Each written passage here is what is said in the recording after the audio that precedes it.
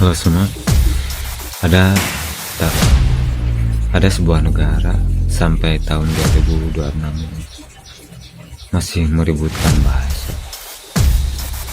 Dan bahasa itu bahasa Melayu ya.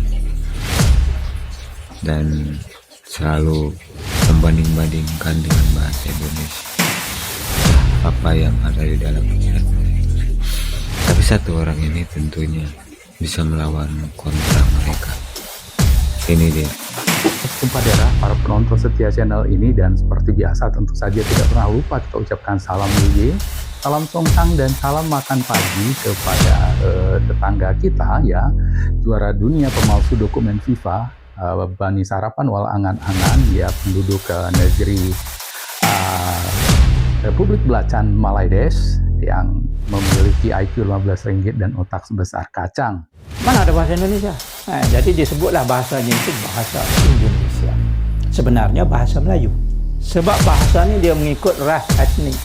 Saya tak pernah jumpa masa saya belajar di sana dulu pun, orang Amerika kata I speak American. Dia kata I speak English. Sebab bahasanya bahasa Inggris.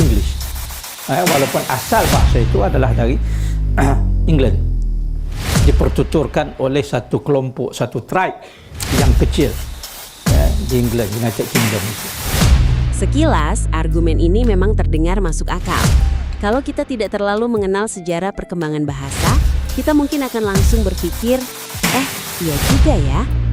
Tetapi begitu kita telusuri sejarahnya lebih dalam, justru muncul pertanyaan-pertanyaan yang jauh lebih menarik untuk dibahas.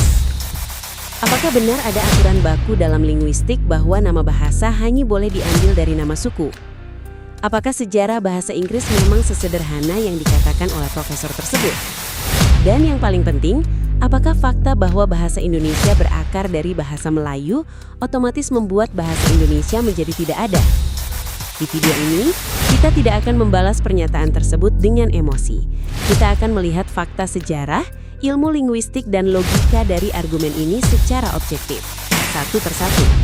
Dan menariknya, justru contoh bahasa Inggris yang dipakai oleh profesor tersebut akan membantu kita menguji apakah argumennya memang benar atau justru keliru. Argumen inti dari profesor tersebut sebenarnya cukup sederhana. Beliau mengatakan bahwa sebuah bahasa hanya boleh dinamai berdasarkan nama suku atau etnisnya. Dengan kata lain, menurut beliau, menamai sebuah bahasa dengan nama negara adalah sebuah kekeliruan. Nah, masalahnya adalah, Mimin pribadi belum pernah menemukan prinsip sekaku itu dalam ilmu linguistik. Tidak ada aturan internasional atau hukum kebahasaan yang menyatakan bahwa nama sebuah bahasa wajib berasal dari etnis tertentu. Yang ada di dunia nyata justru sejarah penamaan yang jauh lebih beragam.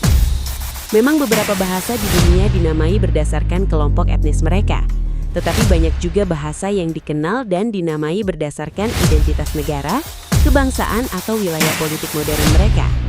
Contohnya cukup banyak, bahasa Filipino, bahasa Norwegia, hingga bahasa Ukraina. Semuanya merupakan nama resmi dari bahasa nasional yang digunakan secara sah oleh negara masing-masing. Dan tentunya entah mereka berpikiran seperti apa. Sekelas profesor pun berpikir seperti itu. Jadi seolah-olah dunia ini cuma milik mereka doang.